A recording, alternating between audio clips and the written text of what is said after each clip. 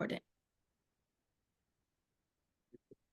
So guys, I am actually so excited that I have my very first guest on my podcast. I just wanted to introduce everyone to the amazing Hayley Lloyd. Hi, Hayley, and welcome. Hello, thank you so much for having me here. I'm so excited that I'm your first guest. I know that's accolade right there for the first guest. I'll be putting that on my CV. Yeah, please. So, do you want to give my listeners a bit of an overview of you, your journey, and why we're even talking? Yeah, absolutely. Okay, so my name's Hayley and I own an online business. I'm a seven-figure authority and business mentor. And I specifically help people to sign high-end clients, build in-demand authority through a blend of inner authority work and outer authority work. And this is something that I've grown over the past 4 years now, almost 5 years. And it's grown to be a seven-figure business. And Gillian is one of my incredible clients inside of the house. And it's just been incredible to see all of the shifts that we've been making. And we have just like connected on such a soul level because we're both very spiritual beings. If you are enjoying Gillian's world, then you'll know that she is like Queen of Spirit. And it's just been like such a sisterhood relationship where I just feel like we just get each other. We both are currently, or were, I was in Sydney, but we're both in Australia. We're both Brits that have moved over. So we have a lot in common. So I think this is going to be a really cool chat, just to chat for all things like spirit, because spirit is like a really big part of my business. It basically helped to formulate all of the stuff that I teach on authority. A big part of that was channeled. And yeah, I'm excited to chat with you about it today. Amazing. Yeah. And the synchronicities, like just to give some context of how I ended up in Hayley's world, I found her on Instagram and I saw literally one of her posts. I found out she used to work at Canva. And again, the signs and synchronicities with my old recruitment business, my team used to recruit for Canva. So I was like, tick, tick. I just got her vibe of one post. I didn't even read her sales page, honestly, for her program, The House. And I was like, cool, it's just, Sign me up. it Yeah. set me up. Yeah, it was just like that inner knowing of just trusting the energy, trusting the vibe, the context of the spirituality, the marketing, the business. Mm. So with that in mind, I obviously just had that gut feeling, right? And I followed that Mm. intuition, had the signs and synchronicities, the little dabblings of the commonalities there that just made it a fuck yes for me. What's Mm. been a real turning point for you where something like that has happened, where you've followed those breadcrumbs, you've had that intuitive like nudge and you've gone, it's the one. It's the right Oh, direction. gosh, that's such a good question. There's two that's coming to mind. First one was actually when I moved over to Australia. Mhm. So that was a really big, intuitive, scary leap that I took. And, I'm sure that you experienced probably something very similar when you were moving over as well. But um, I was very set up in the UK. I had all of my friends there. I was very grounded. My family's there. I had a full roster of clients. I had my own design agency. But because I had my own business, I also had quite a bit of freedom. And there was just this one day, this person that I was friends with, she met me at a pub and she was talking to me about her background. And she was like, oh, yeah. So I then just decided to move to Australia. And I was like, what? And she was like, yeah, I'm like actually half Australian. I've got an Australian passport. So I'm just going to go back. And I was like, oh my God, like I've always wanted to move to Australia. My uncle is actually living in Australia, weirdly, just down the road from me now. And we never really had like a super close relationship, but I had always had the seed planted of like, Australia is going to be a place for you. And she, at the end of the conversation, just invited me. She was like, do you want to come and stay with me for 6 weeks? And I was like, yeah, okay, sure. So I came for 6 weeks and absolutely loved it. And came home and basically booked my flight. And I was like, I don't know how I'm going to make this work. I don't have a job. I don't have money. I don't have a way of doing this. I don't know what I'm going to do because you can't stay over there without like a job visa. So I needed a job visa. And all of these little synchronicities just started happening where it was like the universe just allowed this waterfall of like synchronicities and luck or universal support, spirit support, where everything just started slotting into place. And number one was Canva. I said, I had a very in-demand portfolio for my design work. I was specifically in user experience and user interface design. And I used to do a lot of contract work, and I said the only company that I would go back to full-time work for would be Canva and this other company called Us Too.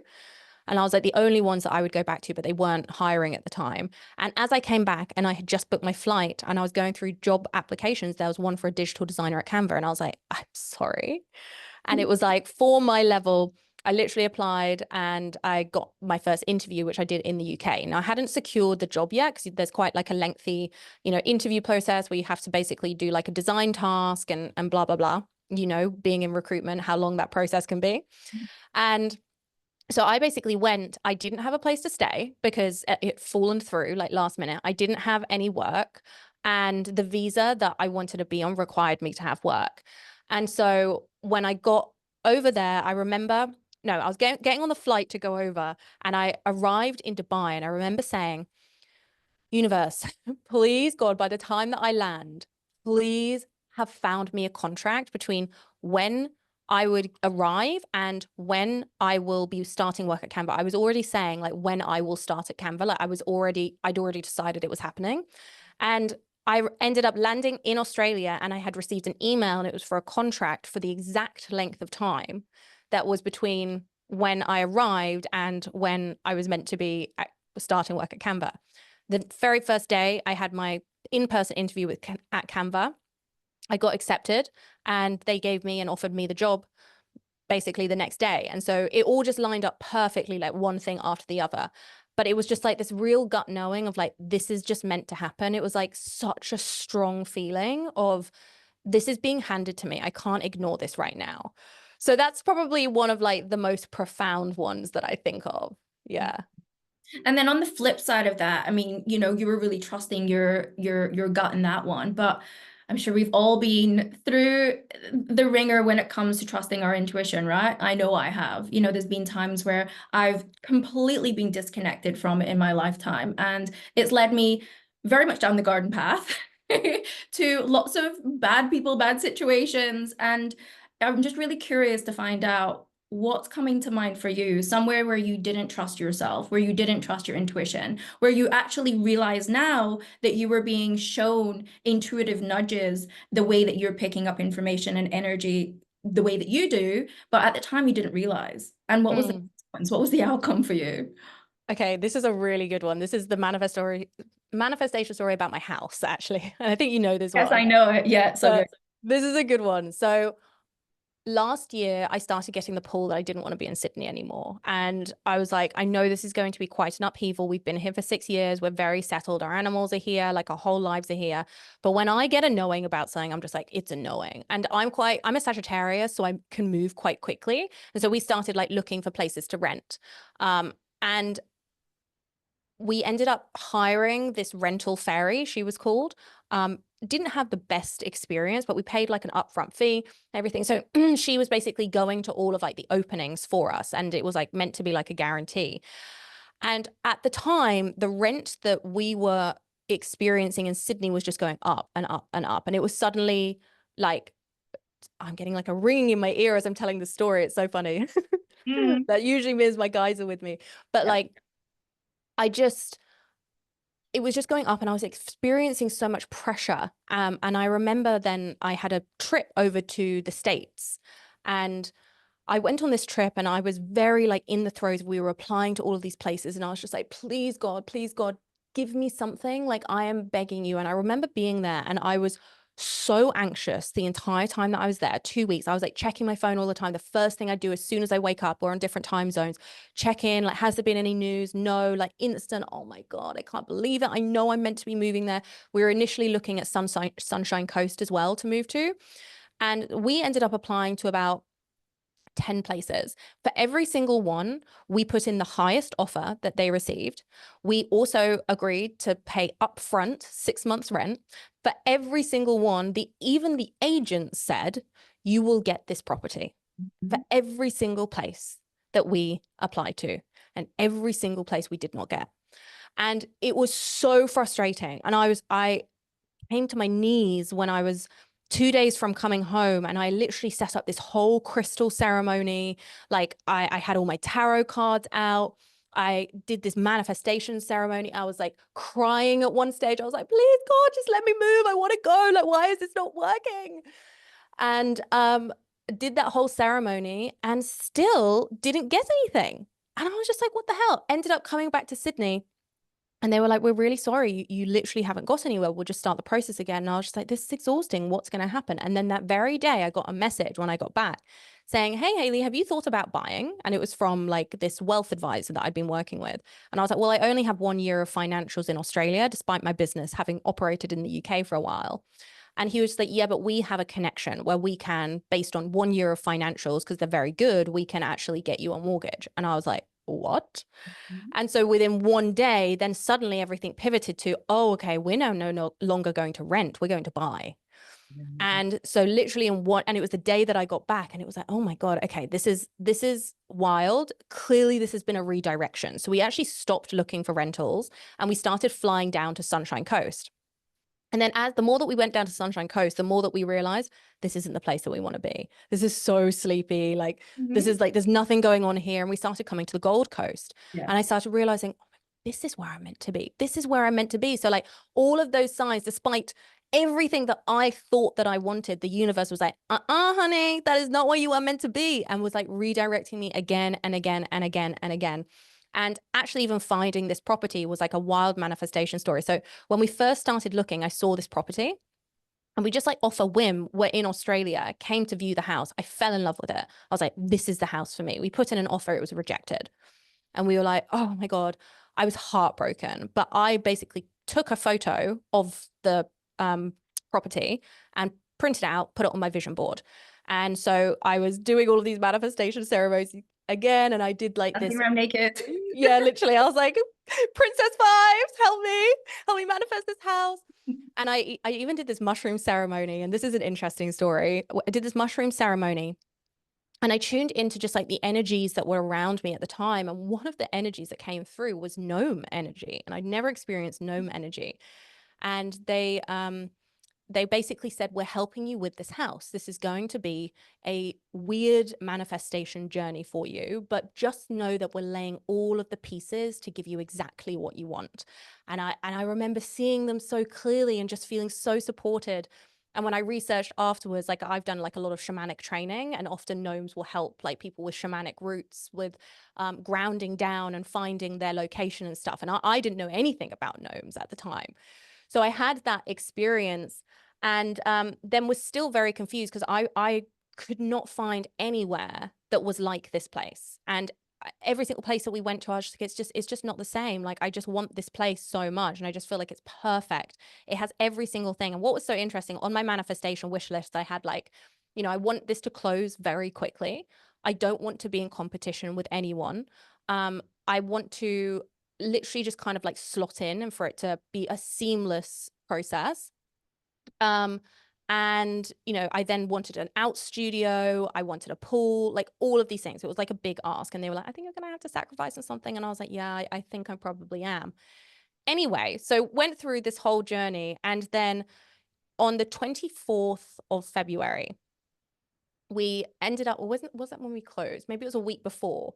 I got a call and it was our buyer's agent. And he was like, they've pulled out. The house is still on the table. By the way, for 3 months, everyone had said, Hayley, take it off your vision board. You've got to let it go. You've got to let this go. And I kept on being like, this or something better, this or something better. Yeah. And they said, if you can slot in at the price that they have put down, they will accept your offer and you'll have to move though in a month. So there's no competition with anyone else. It happens incredibly quickly. And so literally that day, like it was above our asking price, but we just scattered. We were just like, we will find this money. And so we just went to the ends of the earth, like found money in places, like manifested all of this money basically. Yeah. And then like a couple of days later, we were like, yep, we're doing it. A week later on the 24th of January was when everything closed. It was like a vortex of manifestation. I also had a huge lump sum of money. Like I have investments in other things and we were basically allowed to draw down from our investments, which was completely unexpected on the 24th as well. We were sitting on row 24 of the plane on the 24th of January in 2024. And it was like everything just came. Like we signed the house on that day. It was officially ours. This huge windfall of money just came through. And suddenly it was just like, you are fully supported and you're going to move in, but you're going to have to move in a month. And so we literally then moved in on the 24th of February, 1 month exactly to the date later. And we moved over. And so all of those, that pain and that anguish was a redirection to Mhm. something the gnomes were helping. Yeah. And with that, what's like the biggest lesson there that you've now, like, you recognize the redirection now? Do you recognize redirection when you're being redirected? Yes, it was a huge lesson around that. And I definitely realized everything happens for a reason, even if I can't see it. And I think that's a generator issue, especially if you're a generator in human design or manifesting generator. We cannot see what's happening sometimes when we're experiencing it. And it really, really taught me to trust that like there is always a reason, even if it's painful, even though it makes no sense, even if it's the complete opposite thing of what I want to happen, there is always a reason somewhere. And even if it's going to be in 6 months' time, a year time, you can't conceptualize it right now, but in the future, you'll be able to look back and be like, okay, that needed to happen that way. Like if we had got those rentals and been in Sunshine Coast, we would have been in the wrong location and we wouldn't have bought this property. And the great thing is we got a reevaluation on this property 6 months later, and the market is just booming at the moment. So we've already made a huge amount of money on this property by just living in it. And Amazing. so it really does just go to show like there is always a reason. So whenever those periods now come up, I'm able to be like, okay, there's a reason I'm being redirected here for sure. And is there any way that you get those intuitive nudges, like you know that this is a redirection, or do you just have to go through the process and be like, you know what, if things aren't working out the way that I want them to, I just have to let go and surrender? That's such a good question. Let me think about that. I think when I experience pain around something that I want, I think I now know I've experienced a lot of pain in my life. And I think I've now got to the stage where I understand that if I'm experiencing a certain amount of pain or discomfort, or I really want something and I'm not getting it, that's usually a sign to me that I'm missing something. And I can never tell what it is at the time. And a lot of people think that pain is wrong and that it means something's wrong. But for me, it actually means that I'm onto something, but I'm not sure what it is. So honestly, it's probably pain. It's like my desire not being fulfilled means that I'm missing something or that something's coming. And so I'd say it's probably pain, Yeah. which is annoying. And the fact that my photo just fell down at the same time. Right? We were looking at the camera and I was like, oh, that was a huge confirmation. It's like the pain, because I just got shocked there. So it's like Yeah. sometimes like that shock to our nervous system, the pain that we feel, the anxiety, all of those things that you were feeling. It's like, oh, Yeah.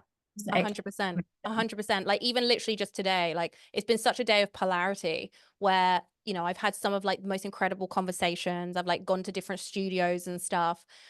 And then I had this like weird, shocking moment where like I went into my bank account and everything had shut down. Like all of my business bank accounts were gone. Like all of my money was gone. Oh, what's going on? Okay, guys, for context, I Yeah. literally put these up today, so this is my Yeah, fault. yeah, yeah.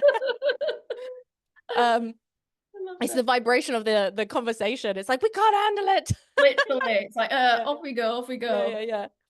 Um, but yeah, all of the money was suddenly gone. And I had this like moment of like, whoa, okay, what's happening here? How am I going to respond to this? Because like if this was me 2 years ago, I would have gone into a meltdown.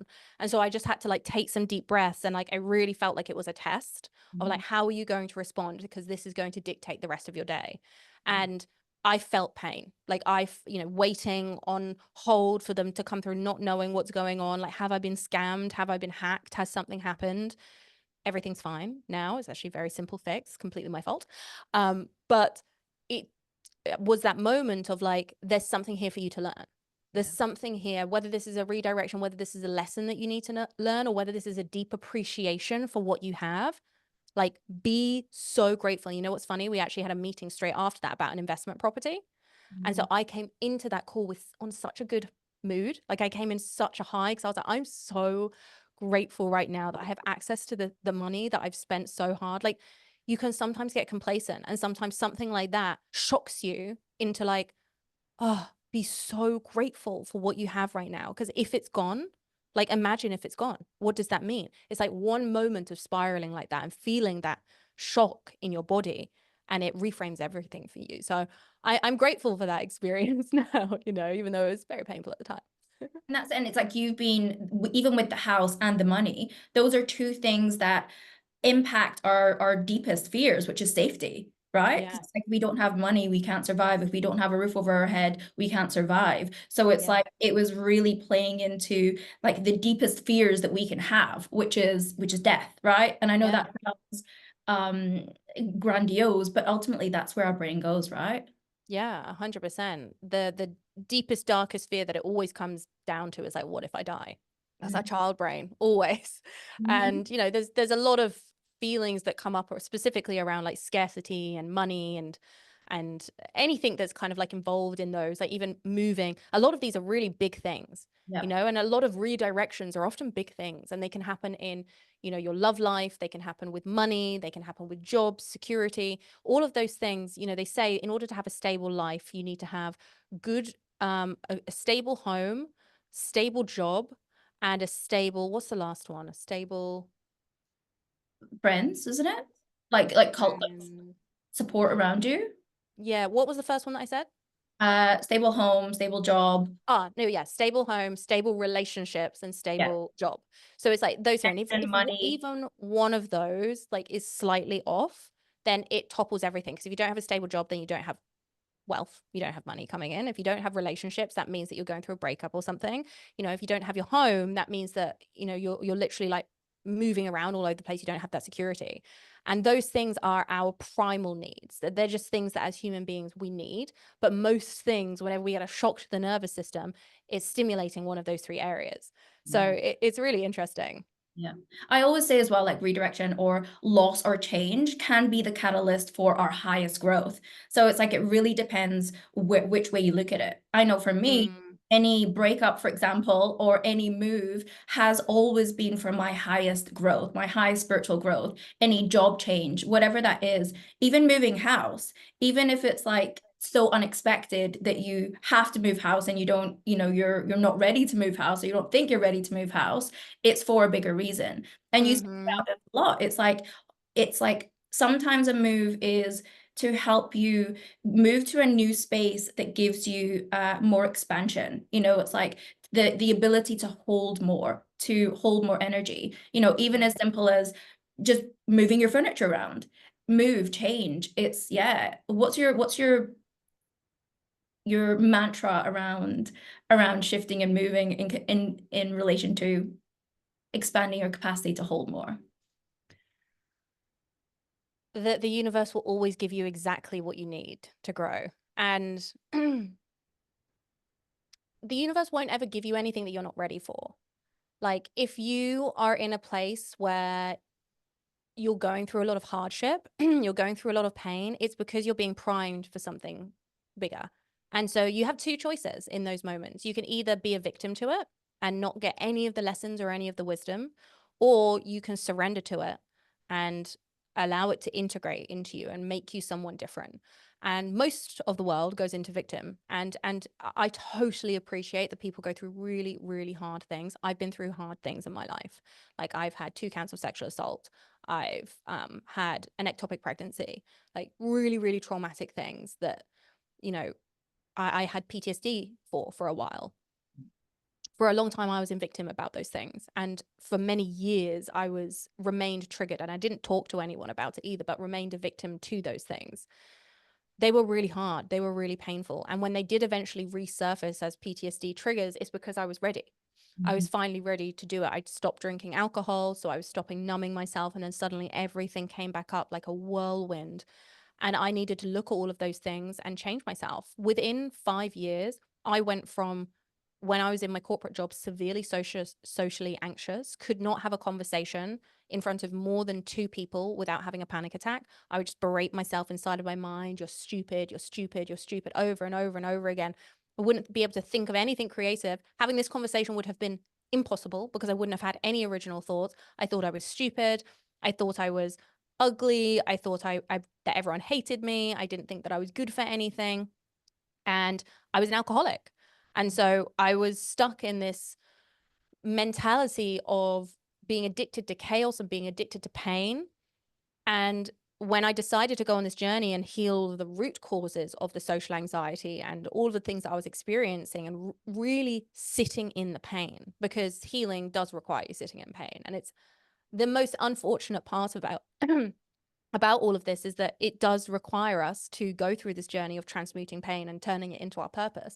But in 5 years, because I've done so much sitting in the pain, is why I'm now here, able to build a 7-figure business, able to have conversations like this with you, able to have a huge amount of impact around the world, not just in Australia or in the UK, but like, I touch the lives of so many people just like you do, because of the healing that I've done. And I truly believe that every single human being has come to this planet to transmute pain and turn it into purpose. Like, I do believe that. I don't believe we've come here to have an easy life. I'm sorry. I believe that we've come here to feel. And that is the purpose of the human experience, is to experience the depths of where the human experience can take us. There's so much wisdom in pain that people try to avoid, they try to suppress. And in doing that, they remain a child version of themselves throughout their entire lives. And I don't think that that is the meaning of life. I think the meaning of life is for us to feel, is for us to truly feel, so that we can integrate, so that we can grow, so that we can become someone else. And if we aren't willing to do that, then we're kind of defeating the point of life. Like, if we're trying to avoid pain at all cost, if we're trying to avoid feeling, like, when you numb the bad, you also numb the good. So like, I experience the depths of the pain, but I also experience the high of the good, of the gratitude. I get to experience both. But there was a stage where I didn't, where I was numb to all emotions, good and bad, because I turned off the bad because they were so painful that I also didn't feel the good. So I just felt numb. Mhm. So going through and healing through PTSD and a lot of these like traumas was incredibly painful, but allowed me to really also develop a really, really strong spiritual connection, where like, without that pain, I wouldn't have connected with my guides. I wouldn't have connected with my ancestors. Like, I sometimes feel like the stronger that the strongest my team is when I'm experiencing the most pain. I get the most signs when I'm struggling. And like, they are just stronger then, because they want you to feel their presence. And it was through the pain that I started this entire spiritual journey, and that it cracked me wide open. And I also see healing and spirituality as the same thing. I Mhm. believe that our spiritual journey is our healing journey. Yeah. So yeah. And there's a beautiful quote. It's something like, healing isn't just to transmute pain, it's to expand our capacity to feel more love, more joy, more bliss. And it's true. It's like you said, it's like, for most people have gone through some kind of trauma in their life, passed down through their ancestors, through past lives, and it just numbs us. We just close ourselves down and we create this ego, we create this mask, and it's not Mm, authentically who we are. And mm, yeah, a lot of the journey of healing is to come back to our true self, which is a soul, which is a spiritual being that's having a human experience. So it's like, mm. when we can start to traverse and see the world like that, it's just so many things open up for us. Yeah. And with that, obviously, you are very connected to your guides and the spiritual piece. What is the most craziest thing that you'd be like, nobody would believe me if I told you, when it comes to spirituality or something you've experienced or something paranormal? Because, I've had my fair share, obviously, but I love to understand what everyone else has seen, Let's, experienced, felt, oh been my God, down. let's share stories right now, because I'll do one, then you do one. This Okay, okay, is go my on. favorite thing. It's So like we're at many. a sleepover. Okay, let me think. Which one do I want to share? There's so many. No. Um, okay, let me Let's think. start with what's one that was we'll do one that was scary, one Okay, that was like extremely catalytic, um, okay, or one that was just like all where you right, felt the most love or support, because I okay, think they fall into potential batches. cool. Yeah, I've got three. Okay, Yeah. let's start with a scary one then. So when I was this was when I first stopped drinking alcohol, actually. And when I was a child and I was growing up, I used to have a lot of very vivid dreams, to the point that my parents actually took me to the doctors about it, because they were like, there's something wrong with her brain. Like, she feels like she's living her dreams. And I wake up, I can remember the dreams went on for hours. And it's so weird. I used to have these commercials, right? And the commercials was a spider's web with dew in it and frozen peas. And it was the same every single time. And it would like go whoop, and then into the next dream. So I'd have about 5 a night. They were so lucid. I experienced every single one. I felt pain. I felt all of it. And I can remember everything down to like, I would like zoom in. It's like I was living it, but also experiencing every single detail at the same time. So I could know what color thread you had in your top, you know, and, you know, I have an image of like a red thread on like a blue suit because I could remember that level of detail. So when it was a beautiful dream, like I was flying, I was doing all these things. But when it was scary, it was really, really scary. And I kind of learned around that age that it's not safe for you to do these things. So my parents kind of reinforced that. And at 16, all of my dreams stopped. And that's just it. I didn't really dream again. And then I started drinking and, you know, again, numbing. And all of that like ability or capacity kind of just turned off at that age, which is now I've heard a very pivotal age for whether, you know, that stays open and you get to really grow it or whether it shuts down. And mine definitely shut down.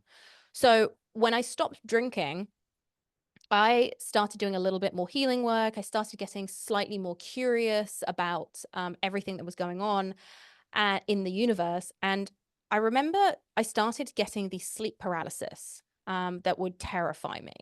And, you know, sleep paralysis, you wake up in the night and there's something like on your chest and you can't move and you can't scream, but you know that something's there and it's just like watching you. And they're terrifying because you can't do anything but like just wait for it to be over, like try to move a finger so that then you can like roll over, and it's so real. And there was this one time that I was having a nap, and they'd usually always be naps actually where you wouldn't go like that deep. And I was having a nap and I came round and I was paralyzed, and I knew that I was paralyzed, but I was kind of like still asleep, and I was like watching the room kind of warp. It was like I was on mushrooms, but I'd never experienced mushrooms at the time. And I was watching the room warp.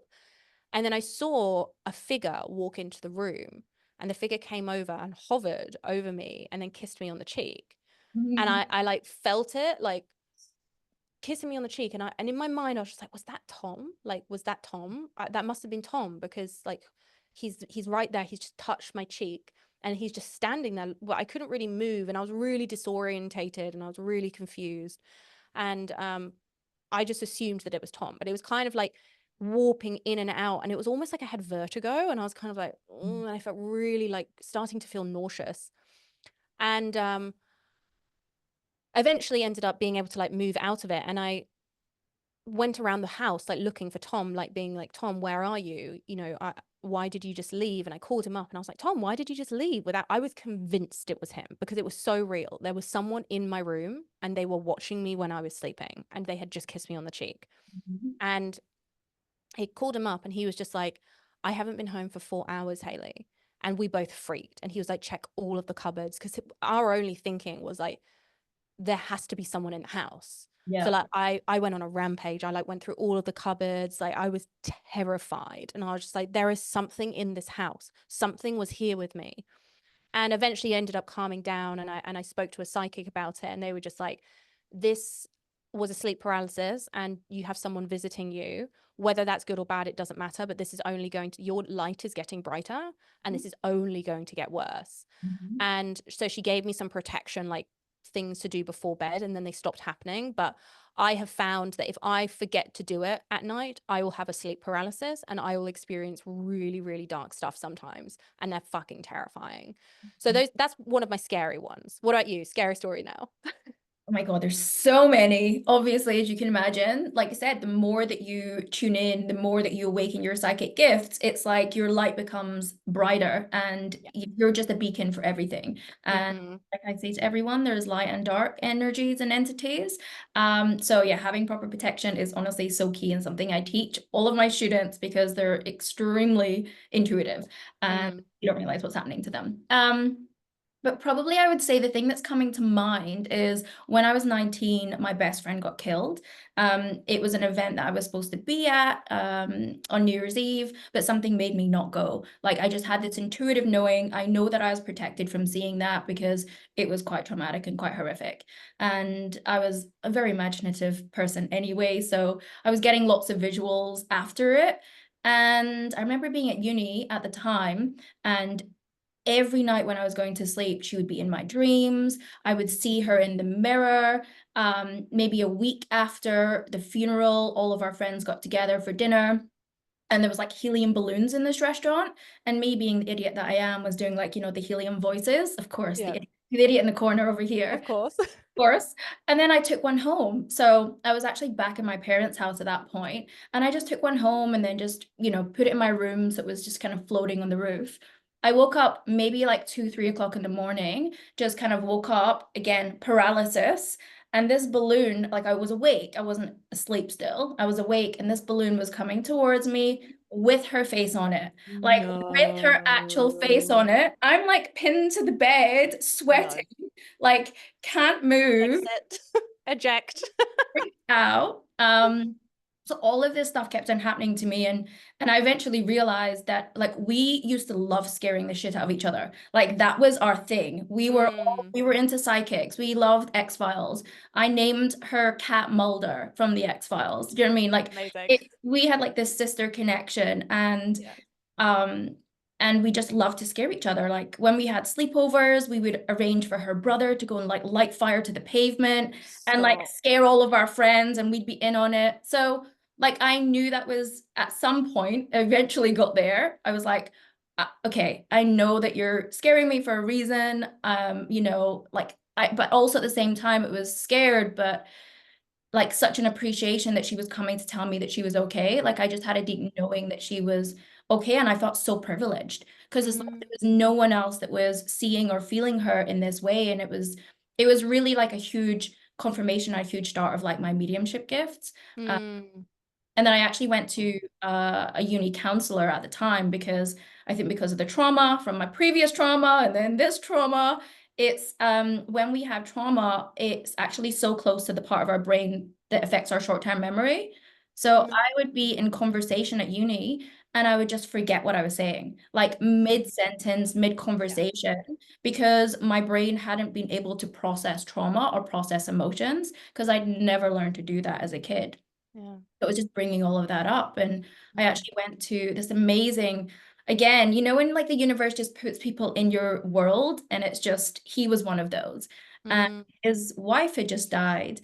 And he actually introduced me to an amazing psychic called Sylvia Brown. So I don't know if you know her books. She's dead now, but very eccentric, was on like the Maury show and stuff. This Oh, cool. gregarious American psychic medium that wrote loads of books on psychic kids and mediumship and signs from the afterlife.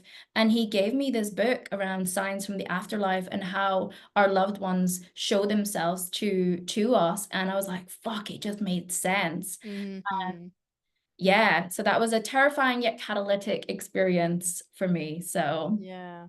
yeah. Okay, I love that. I love that. All right, I'll give a catalyst one now. Hmm. So this one was one that actually started the entire, well, part of the movement behind feminine authority.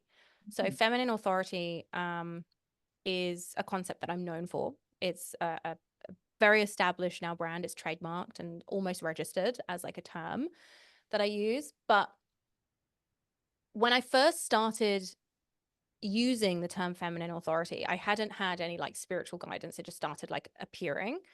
And then I was doing this meditation, and I was starting to create a program for Feminine Authority Manifestation School, which is about taking all of like my thinking around it, and I was downloading it into this program, and it's very much a channel program. But this one day I was doing this meditation, and I went really, really deep. I was doing a guided one, but I sometimes, if I'm, it's so funny with meditations, I'll either like follow it completely and have zero experience, or like something will just like take me on this journey that is like so profound and like out there that it's almost like hard to understand. And so anyway, at the time, I didn't know who like Mary Magdalene was or anything. I didn't really believe in like Jesus and like Mary Magdalene. I didn't believe in any of those things. I was just like spirit guides, aliens, yay. And so I went on this journey, and this woman met me, And she was just this beautiful, incredible woman. She basically took my hand and she took me into this like other world, and she showed me this huge rose. And then I was watching a woman and a man basically dancing on this rose together, and I suddenly just felt this overwhelming feeling of like love, like to the point it brought me to tears. I was like sobbing at this point. I was like crying and crying because I just felt so much love. And she was like holding my face at the same time, being like, you're I'll always be with you now, I'll always be with you now. And I was like, okay, who are you? And she was just allowing me to like watch this union. And then I became her, and I was like dancing with this man, and I was experiencing like this completely unconditional love, is the only way that I can describe it. It was like bring you to your knees kind of love. And I just felt this like divine connection with like the masculine, and like, and I was confused. I was just like, is this meant to be my partner? Like I'm in a relationship, like what's going on here? And didn't get any clarity there. And just as I was starting to come out, it was starting to fade. And I was just like, who are you? And I heard the word Mary. And I was like, oh, I've got a VA at the time called Marianne. And I was like, brilliant, just made that up. And just as I was like coming out, it just said Magdalene. And so I was like, okay, interesting. So I got out Google, bearing in mind I know nothing about Mary Magdalene at this point. I got up Google and I just put in Rose Mary Magdalene. Mm-hmm. And up came obviously Mary Magdalene of the Rose. But what was really interesting is she has a feast day, which is a national celebration of Mary Magdalene. And that was the day that it was. It was on the day of Mary Magdalene National Feast Day that she'd come through to me. And it was like, whoa, okay. So that was clearly actually her. And I got this very strong pull that I'd also been witnessing the love between her and Jesus. And I was just like, oh my God, is this real? Like, what the hell? So the next day I was like questioning myself. I was like, oh, is this real? Blah, blah, blah. And the next day she came through again. And this time she showed me, she was just like, she was like, you're part of the Mary Magdalene lineage. You know, you're a priestess in that lineage, essentially. And she was like, I want you to go and get something to always remind you of this experience, because I'm always going to be with you. And she showed me this small rose quartz crystal. And she was like, it looks like a little like pyramid cube thing. And she was like, it's going to be in a shop, Mineralism in Glebe. You're going to go there. There's going to be a parking spot directly outside the shop. And you're going to go into the back shelf, which wasn't where like the crystals used to be, because I knew the shop. She was like, it's going to be on this shelf. It's going to be in the middle of the shelf. You're going to pick it up. It's going to be the only one there that's that size. And you're going to bring it home. And you need to use it in this hand. And so I was like, okay. So that day I ended up going to Mineralism Glebe. The markets are on. And I was like, well, there's not a chance in hell I'll get a parking space, because it is rammed. There's just, not really a chance. Anyway, I was driving past Glebe, and then as I drive past, this person just comes out directly outside Mineralism. And I was like, whoa, okay. So I just went straight into the spot.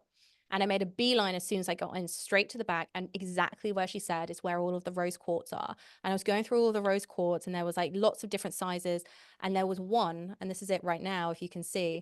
And it's a rose quartz, basically a cube that basically sits in my hand. And I picked it up. It was the only one there. It was sitting exactly where she said, and I bought it, and it just basically sits with me. A few months later, I met this woman, and I bought up Mary Magdalene for some reason.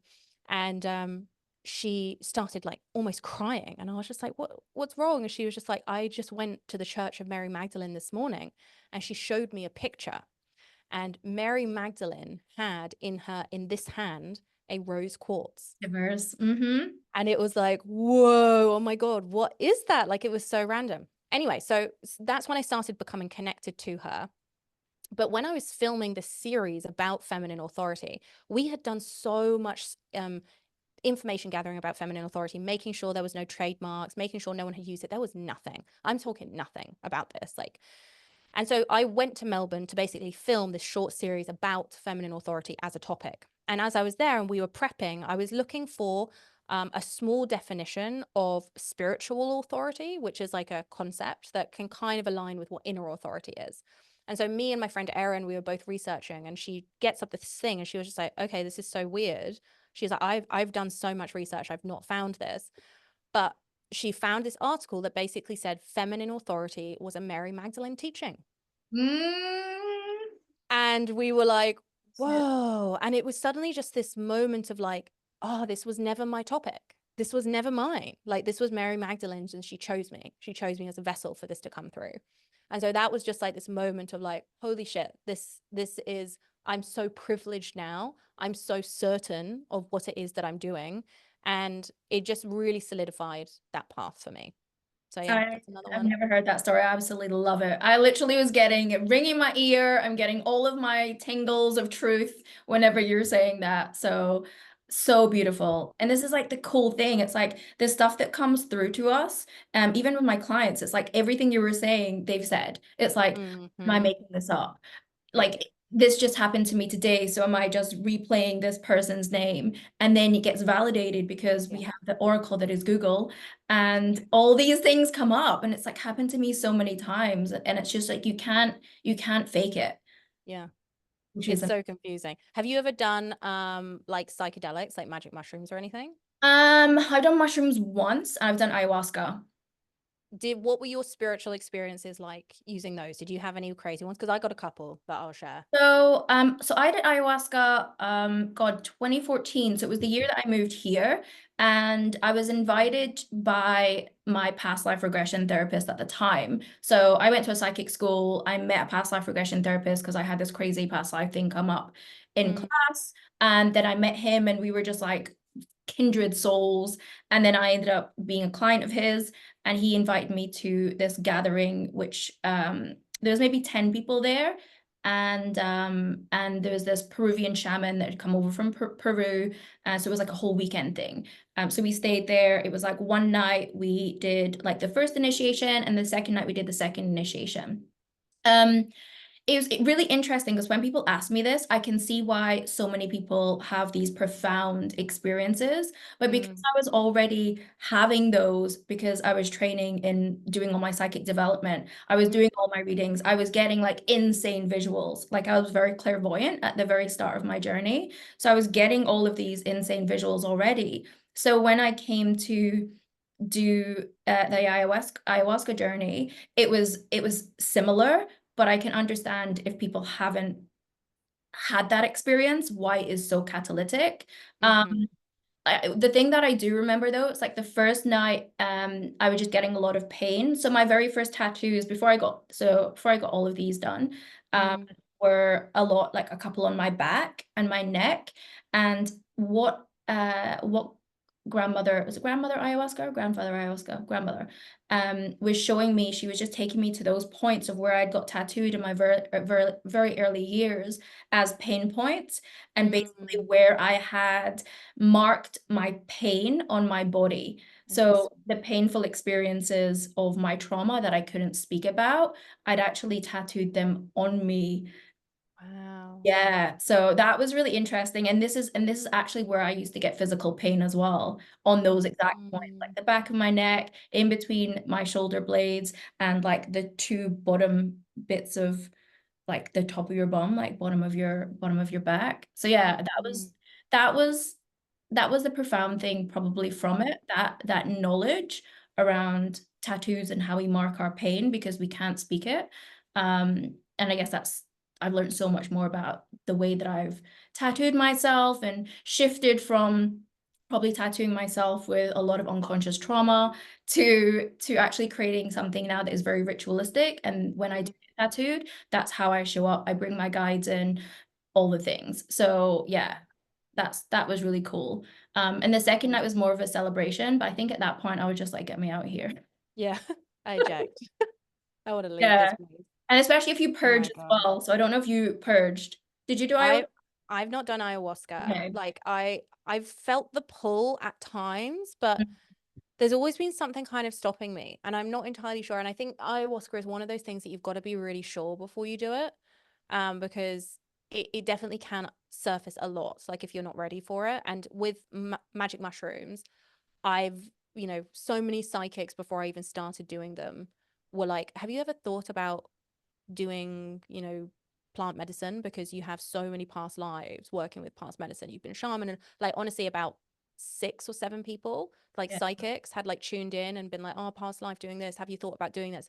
And because I'd stopped drinking, I was Mhm. like, well, no, I'm not going to do that because like I'm sober now.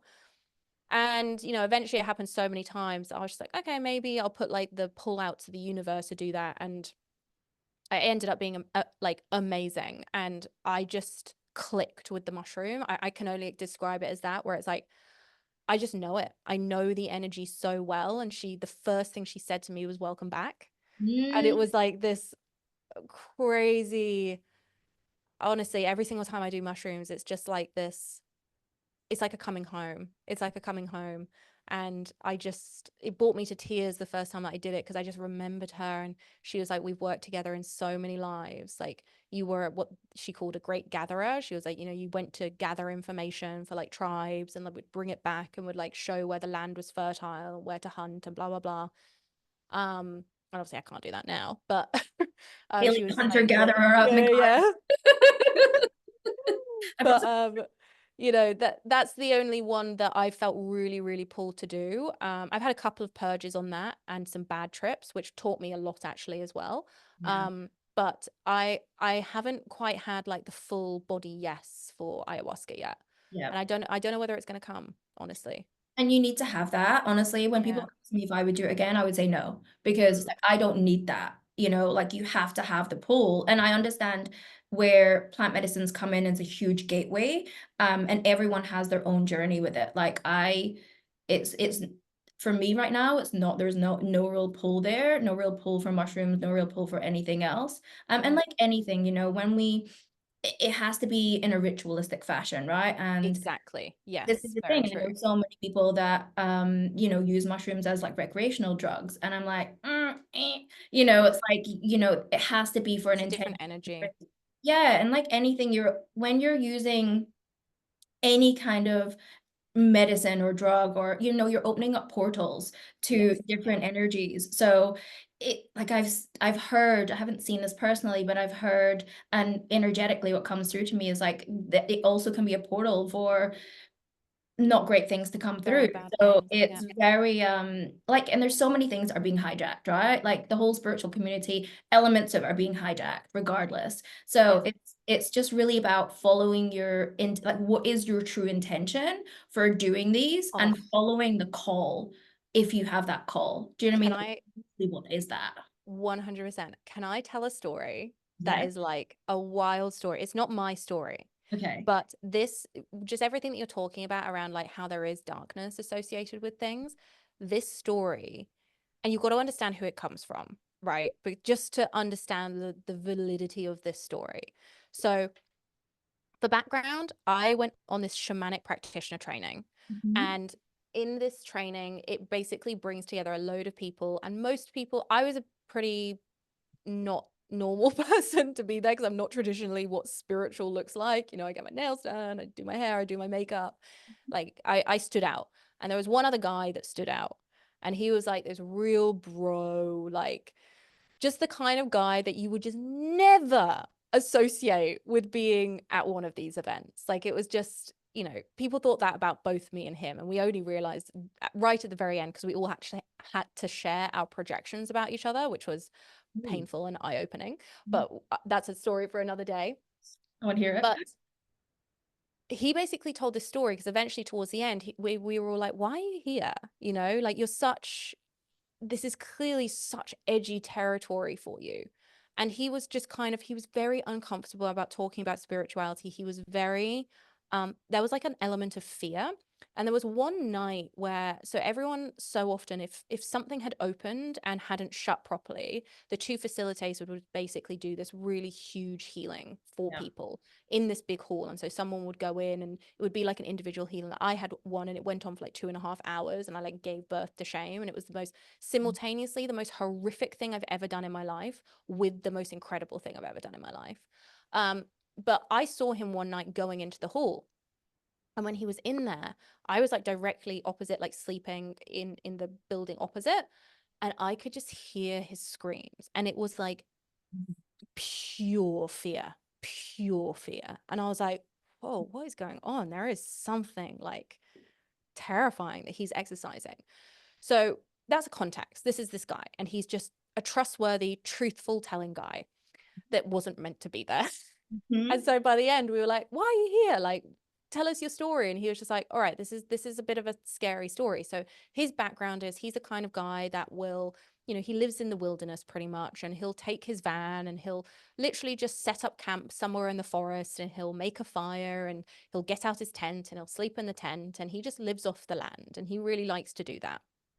And one night he was like driving home, but he realized he had a really long way to go. So he was driving through a really small town in Australia. I can't tell what the town is. I've forgotten it now, but he was like, it was a really, really small town. And I realized it was going to take me like a long time for me to get back. So I decided, okay, I'm going to go up this mountain and I'm going to find a place to camp.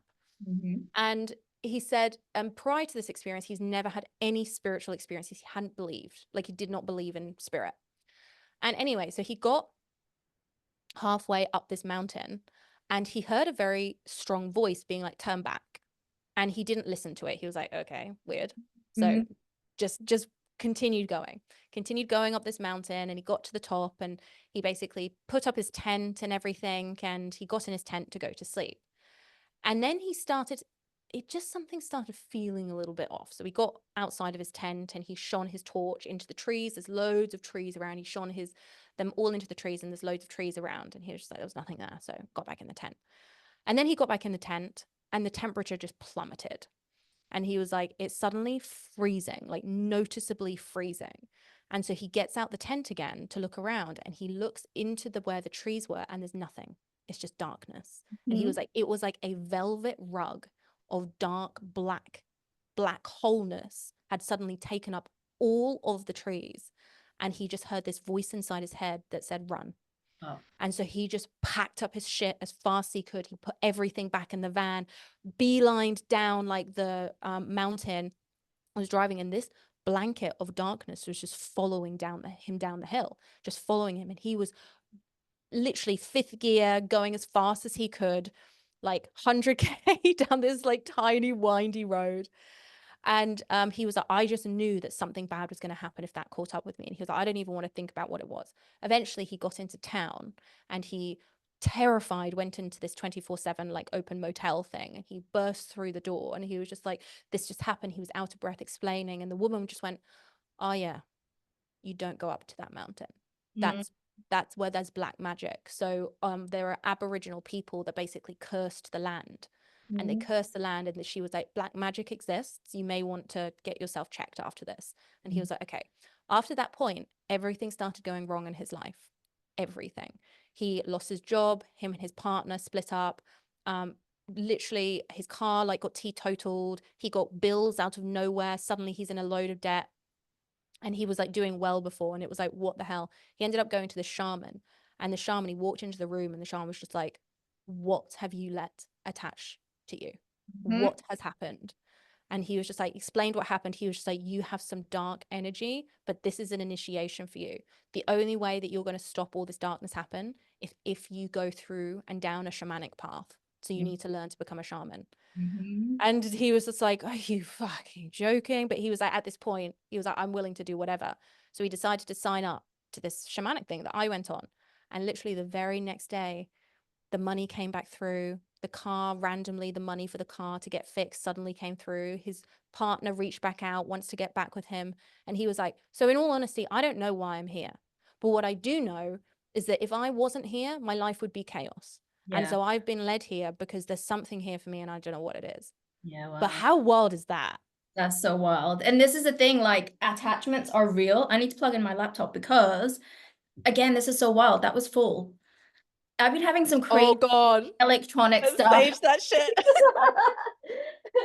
It's just a lot of energy. This is what it is. It's just a lot of energy here.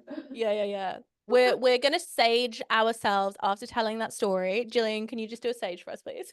Yes, I will absolutely do a clearing. Oh gosh.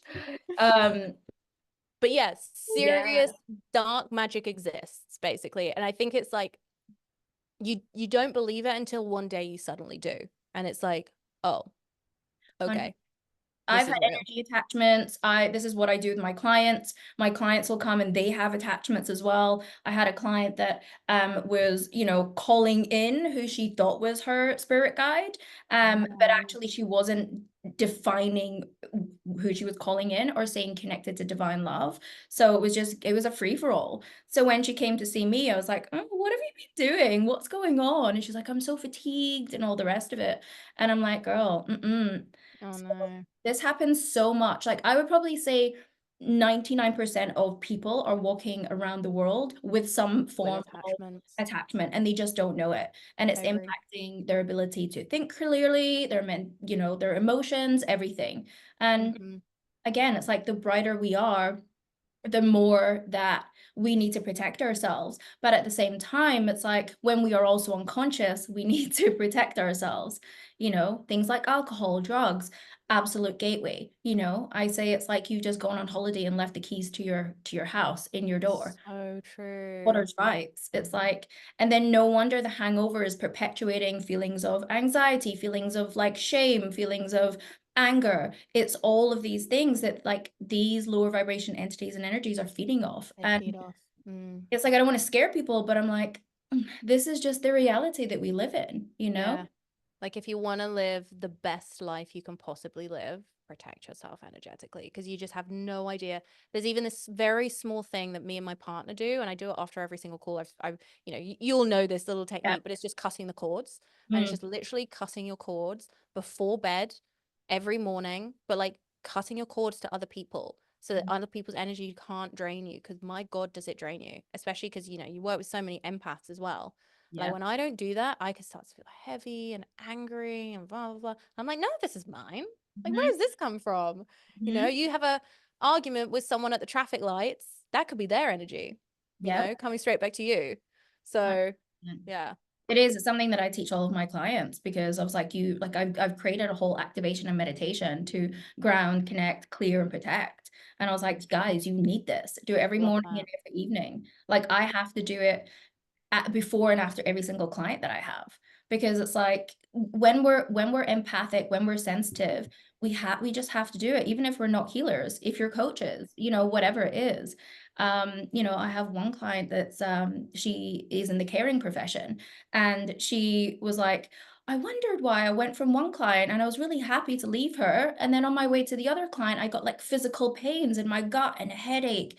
And I just started getting like really fatigued. And then when I got to this client, she had all those symptoms. And I'm like, you are so clairsentient, girl. Like Mm-hmm. you need this. So funnily Yeah. enough, the same one that had called in that attachment. But Interesting. She's yeah, open. so open. And this is the thing, it's like and this is what we normalize as well for people that are so empathic and so intuitive. We normalize feeling all these feelings, like the ups and downs, the wave of emotions, the highs and lows, the moods, the illness, the pain. And actually majority and half of it is not even ours. And this is Mm, like something that like I have to educate on because it was a huge awakening for me. I had mm-hmm. normalized the inconsistency of how I felt. I was like, that's just how I am. And it's like, no, it's just because you're like very sensitive. Even Yeah. walking through the shopping mall, I've got to clear and protect myself. Yeah. I So I love get like that. blindness because I'm picking up Mm, energies. wow. Yeah, Intense. That's intense. it is intense. Yeah. So it's a wild ride. Mm. What are like some of the takeaways, I suppose, for anyone that's listening around the things that you do every day or things that you've implemented into your life that from a spiritual perspective that have allowed you to one become the person that you are today, two to create the business and with the impact that you have today supporting most amazing other leaders because that's what you're here to do. Like what has been like fundamental things that you either think everyone should be doing or that have really shifted your ability to to do the thing that you're doing. Okay, great question. I breath work has been a really new one that's really come in, but somatic work, I'll say. I think everyone from a spiritual perspective should be doing somatic work because um your connection to spirit, and this is like another very small story that I'll tell, but when I was on this shamanic practitioner training, I joined because I was like, I want to talk to aliens. Like, I love aliens. And I was like, I just want to connect up there. And at one stage, we were doing this exercise of like connecting to the land and ancestors of the land. And so, you go into like ceremony and you say your respect and you ask for permission to be there. And then you ask whether there's any messages that you want to share. And this ancestor of the land came down, and really, really big guy. And he was just like stomping his foot on the ground. And he was just like, showed me this pillar of light. And he was like, if you want to connect up there, if you want to connect to spirit, you have to connect down here. And it was like connected to the ground. And he was like dancing. And he started saying wogga wogga, wogga wogga, wogga wogga. And I was like, yeah, wogga wogga. Like, what's that? And just got this very strong sense of like my abilities to connect spiritually are in my body. And if I'm not connected to my body, I'm going to struggle to connect up there. And so when I came out of that, I Googled what Wagga Wagga meant.